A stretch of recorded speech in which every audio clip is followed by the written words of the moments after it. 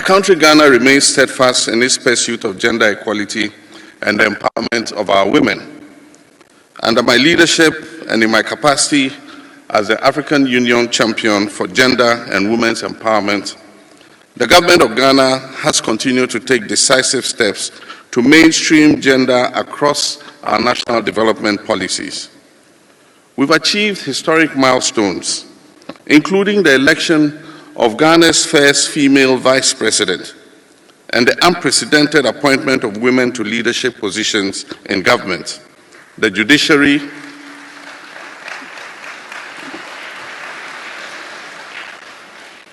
the security services, and key national institutions. These are not just symbolic gestures, they are deliberate affirmation that women deserve. As Ghana's Affirmative Action Act mandates a minimum of 30% female representation in public appointments by the end of 2026, 35% by the end of 2028, and increasing to 50% of public appointments for women by the year 2030.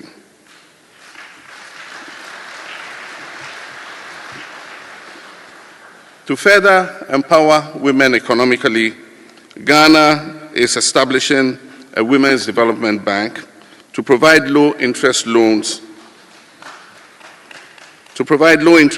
financial literacy, training, and business development support to our women entrepreneurs. This initiative is designed to advance financial inclusion and expand opportunities for women across all sectors of our economy. Mr. President, the global order is changing rapidly, and it threatens to reverse the gains made by the Millennium Development Goals and the ongoing Sustainable Development Goals.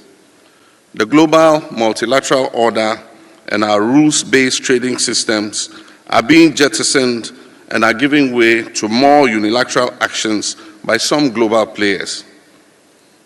In this unpredictable environment, we need to focus on safeguarding the gains made by our women and other vulnerable groups since the Beijing Conference 30 years ago.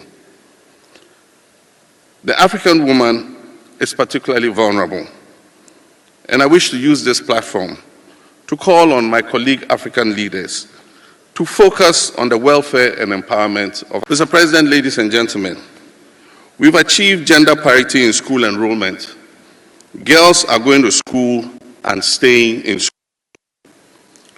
Our commitment is further demonstrated by the robust institutional reforms and legal frameworks that are designed to protect the rights of our women and girls.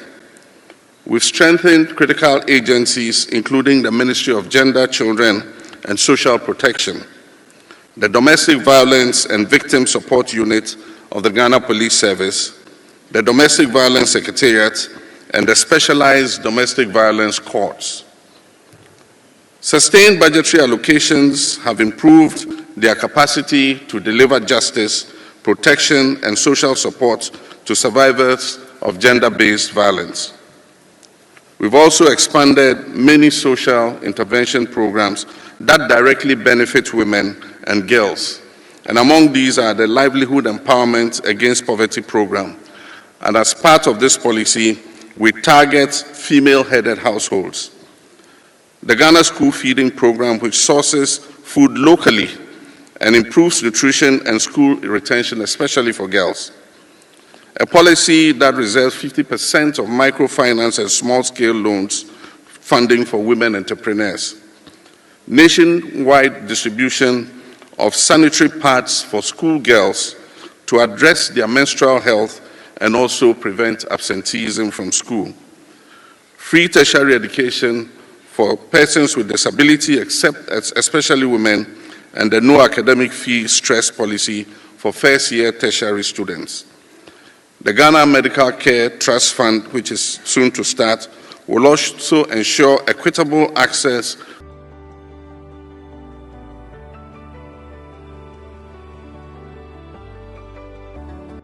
The world is changing rapidly after the Second World War. We all agreed that we would adopt a multilateral world order.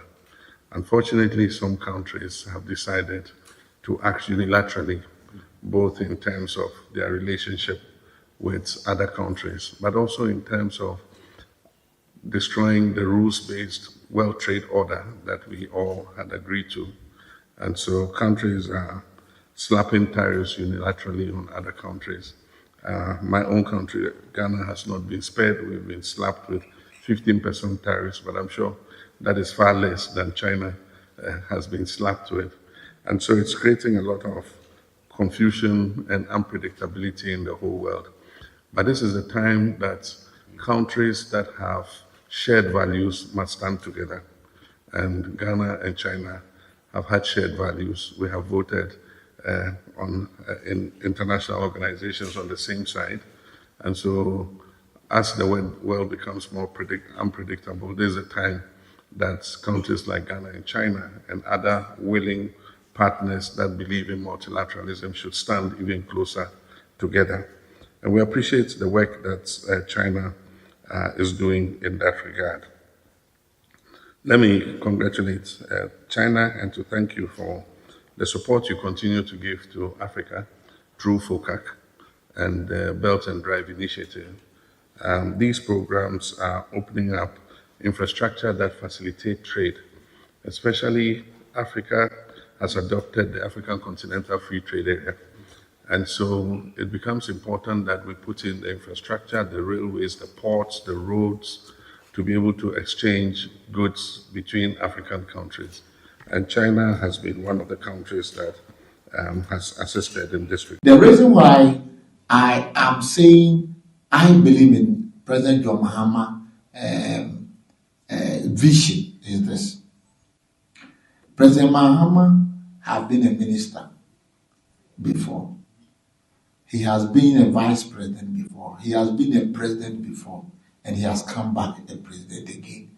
He will never come back again as a president. So his 4 years is somebody who is leaving a legacy.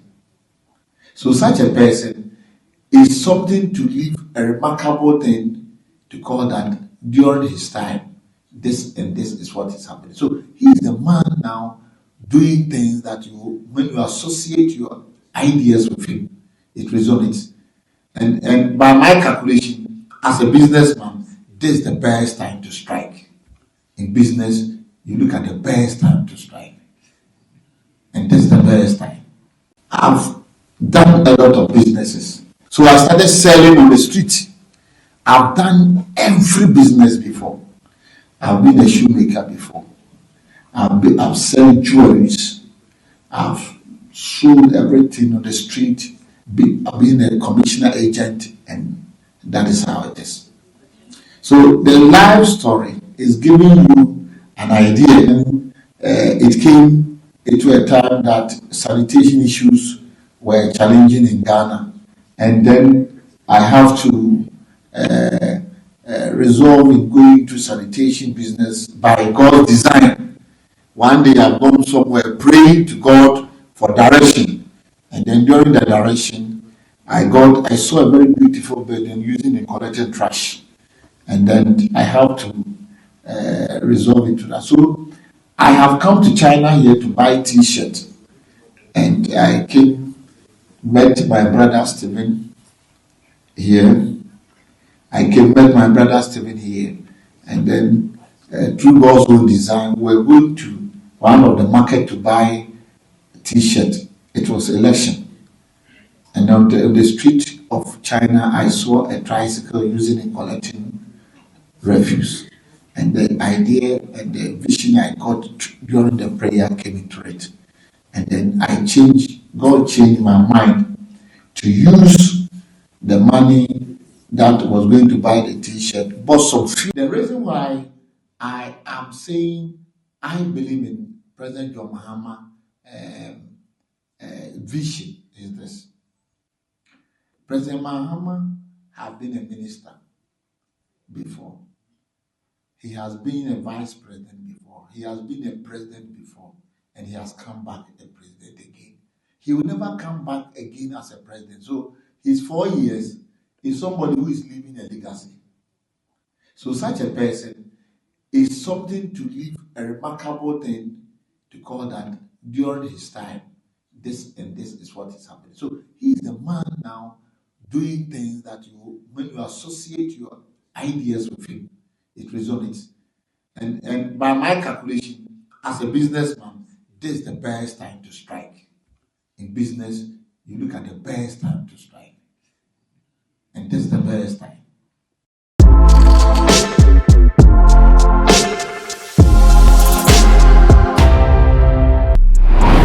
Please subscribe to Morris TVGH.